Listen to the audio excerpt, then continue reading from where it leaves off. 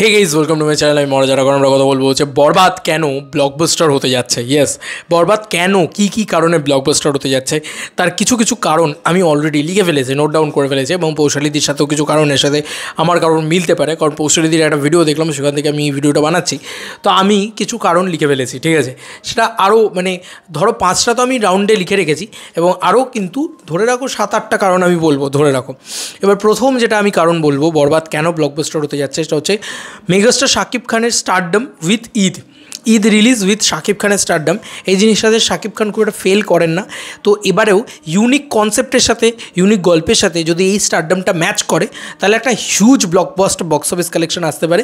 সেটা আমরা বিগত ঈদগুলোতে দেখতে পেয়েছি শাকিব খানের তরফ থেকে, যে কারণে সেটাই কিন্তু একটা বড় বিষয়। এবং মেগা স্টারডম যেটা গ্লোবাল ওয়ার্ল্ড ওয়াইড গালফ কান্ট্রিজগুলোতে দারুণ বিজনেস করে বরবাদ, সেটা আমরা দেখেছি এর আগেও। তো যে কারণে আরও বেশি করে এটা বলতে বাধ্য হচ্ছি যে শাকিব খান কিন্তু শাকিব খান কিন্তু এটা একটা বিরাট বড় রেকর্ড ক্রিয়েট করতে চলেছে বক্স অফিসে, কারণ এই কারণটার জন্য, কারণ ওনার একটা হিউজ স্টারডাম আছে, হিউজ একটা ফ্যান ফলোয়িং আছে, হিউজ একটা অডিয়েন্স বেস আছে, সেটা কিন্তু এই সিনেমাটার জন্য ওয়ার্ক করবে, এটা আমার মনে হয়। এবং যেহেতু এটা একটা কমার্শিয়াল ছবি, সেহেতু ওই স্টারডামটাও আরও বেশি করে ওয়ার্ক করবে। রাজকুমার যে লেভেলের ওয়ার্ক করেছিল, সেটা কিন্তু অতটাও মেন স্ট্রিম কমার্শিয়াল ছবি ছিল না যতটা আজকে বরবাদ, অ্যাকশন ইত্যাদি রয়েছে তো বরবাদে। তো এই সুপার স্টারডাম শাকিব খানকে শাকিব খানের মতন করে প্রেজেন্ট করা রয়েছে। তো এটা হচ্ছে সবথেকে বড় কারণ আমার মনে হয়, প্রথম কারণ। দ্বিতীয় কারণ আমি যেটা বলবো সেটা হচ্ছে গল্পের টুইস্ট। বন্ধুরা, কিন্তু অলরেডি বলেছে, মেহেদী হাসান হৃদয় কিন্তু ডিরেক্টর সে কিন্তু এটা বলেছে যে গল্পে কিন্তু প্রচুর চমক ইত্যাদি থাকবে, যে কারণে কিন্তু এই সিনেমাটা আরও বেশি স্পেশাল হয়ে দাঁড়াবে নাকি। আমরা যেটা ভাবছি শুধু সেটাই হবে না, গল্পের সাবপ্লটগুলো আরও ইন্টারেস্টিং হবে, গল্পের চমক আরও প্রচুর থাকবে। সেগুলোই যদি আরও মারাত্মকভাবে থাকে, তাহলে এই সিনেমাটা কিন্তু আরও মারাত্মক সিনেমা হতে যাচ্ছে। এবং সেই কারণে কিন্তু সাধারণ দর্শক যারা সাকিবিয়ান নয়, সাধারণ যে সিনেপ্রেমী মানুষ যারা রয়েছে, তাদেরকেও কিন্তু এই সিনেমাটা আরও বেশি এক্সাইট করবে বা এক্সাইটমেন্টের জাগাবে। আচ্ছা, এর পরবর্তী যে পয়েন্টটাকে নিয়ে আমরা কথা বলবো, সেটা হচ্ছে শাকিব খানের সেকেন্ড লুক। বন্ধুরা, মাথার এখানটা ফাটা, ঠিক আছে, এরকম একটা লুক, ঠিক আছে, এত বড় বড় দাঁড়িয়ে হয় জুল্লু মাল দে, এই জায়গাটা এই জায়গাটা সবার খুব পছন্দ হয়েছে। ওরকম হেলিকপ্টার শট, ওরকম গ্র্যান্ডার, সে বিষয়ে আসছি। তো এই লুকটার জন্য লোকে পাগল হয়ে যাবে, কারণ প্রিয়তম সময়ে শাকিব খানের একটা লুক ছিল, একটা বয়স্ক লুক ছিল, সেটা দেখার জন্য লোকে পাগল হয়ে গেছিলো। এবার যদি আমি তুফানের কথাও বলি, তুফানেও দেখবে শাকিব খানের একটা ডিফারেন্ট লুক ছিল, লোকে পাগল হয়ে গেছিলো দেখে। তো এই জিনিসপত্রগুলো লোকের ভীষণ ভালো লাগে। তো আম শিওর যে শাকিব খানের এই লুকটাও কিন্তু প্রচণ্ডভাবে প্রশংসা পেতে চলেছে, এবং এটা দেখার জন্য লোকে আবারও হলে গিয়ে টিকিট কাটবে, এবং এটা এই কারণে আরেকটা ব্লকবাস্টার হওয়ার কারণ। এবার যদি আমি চলে আসি শাকিব খানের সবথেকে বড় কারণ, সেটা হচ্ছে বিগ স্কেল। বন্ধুরা, এই সিনেমার যে স্কেলটা রয়েছে না, সেটা ভয়ঙ্করভাবে থাকতে চলেছে। এই সিনেমাতে ভয়ঙ্কর একটা স্কেল আমরা দেখতে পাবো, হেলিকপ্টার থেকে শুরু করে, ব্যয়বহুল গাড়ি থেকে শুরু করে, ব্যয়বহুল ক্যামেরার ব্যবহার থেকে শুরু করে, বিদেশের শুটিং থেকে শুরু করে, বিভিন্ন জায়গায় বিভিন্ন অ্যাকশন চেস সিকোয়েন্স থেকে শুরু করে, কাটা মারামারি ব্রুটালিটি, সেগুলো দারুণভাবে হ্যান্ডেল করা, এবং সেগুলোতে ব্যয় করা আর কি। দ্বিধা গানটা থেকে আমরা বুঝতে পারছি বিশাল খরচা করা হয়েছে সিনেমাটার ভিতরে। তো বাংলা ছবিতে ন্যাচারালি এত খরচা তো দেখা যায় না, এত খরচা তো করতে দেখা যায় না। সে কারণে কিন্তু এটা আরও একটা দিক, যে এই খরচা করার কারণে কিন্তু আরও বেশি করে এই সিনেমাটার একটা এক্সট্রা অ্যাডভান্টেজ পেতে চলেছে বাকি ঈদের সিনেমাগুলোর থেকে। কারণ বাকি যা কোয়ালিটি আছে বাকি ঈদের সিনেমাগুলোর, তার থেকে এটা 100 গুণ এগিয়ে আছে, কারণ এটা সবথেকে ব্যয়বহুল ছবি এবং বিশাল একটা স্কেল করা রয়েছে। ঠিক আছে, এটা একটা বিরাট ব্যাপার। এটার জন্যে কিন্তু আরও বেশি করে এক্সাইটমেন্ট জাগাবে আর কি পাবলিকের ভিতরে। এবার চলে আসি, যদি সবথেকে বেশি আমি মনে হয় যে আমাদের ইন্ডিয়ার পাবলিকও সবথেকে বেশি যে কারণে এই সিনেমাটা দেখতে যাবে বলে ঠিক করবে, যদি দিনের দিন রিলিজ করতো, বা যদি হয়তো 1 সপ্তাহের ভিতরে রিলিজ করতো, তাহলে সবথেকে বেশি দেখতে যাওয়ার যে প্রবণতাটা দেখা যেত আমাদের ইন্ডিয়া থেকেও, সেটা হচ্ছে যিশু সেনগুপ্তর জন্যে। এবং বাংলাদেশ থেকেও দীর্ঘদিন ধরে তুফানের সময় লোকে বলেছিল যিশু সেনগুপ্তকে চাই, শাকিব খানের সঙ্গে যিশু সেনগুপ্তকে চাই। তো এটা বুঝতেই পারছো যে যিশুদার সাথে শাকিব খানকে কিন্তু একটা প্রচণ্ডভাবে চাই। এই যে একটা চেষ্টা বা এই যে একটা চাহিদা বা চাওয়া, সেই জিনিসটা কিন্তু এটা কিন্তু নেক্সট লেভেলে ওয়ার্ক করতে চলেছে। কারণ শাকিব খান ভার্সেস যিশু সেনগুপ্ত, এটা একটা হিউজ পয়েন্ট, ঠিক আছে, বরবাদ ব্লকবাস্টার হওয়ার জন্য। তো এটার জন্য কিন্তু আরও বেশি করে ব্লকবাস্টার হবে, এবং এই টাসলটা কিন্তু জমে যাবে। শিশুদা এমনিতেই বলেছে যে শাকিব খানের সাথে তার স্ক্রিন শেয়ার কম রয়েছে, তো যতটুকু রয়েছে জমে যাবে নাকি, এইটুকু আমি গ্যারান্টি যে এটা জাস্ট বিগ স্কেল এন্টারটেনমেন্ট। এবং ওই যে শাকিব খান ভার্সেস যিশু সেনগুপ্ত যখন হবে না, ওটা জাস্ট দেখে পাগল হয়ে যাবে পাবলিক, যে ওয়াও কি মোমেন্ট।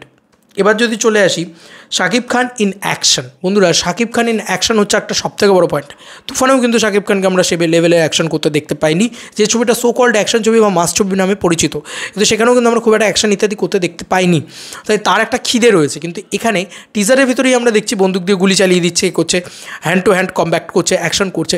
তো শাকিব খানকে না অনেক বছর বাদে বলা যেতে পারে আবার প্রপার অ্যাকশনে দেখা যাবে। মানে এমনি পাতি অ্যাকশানে আমরা শাকিব খানকে দেখতে পাই, তো পাতি অ্যাকশান তো নয় এগুলো, এটা তো ভালোভাবে অ্যাকশন ডিজাইন করা, রবি বর্মার অ্যাকশন ডিজাইন করা।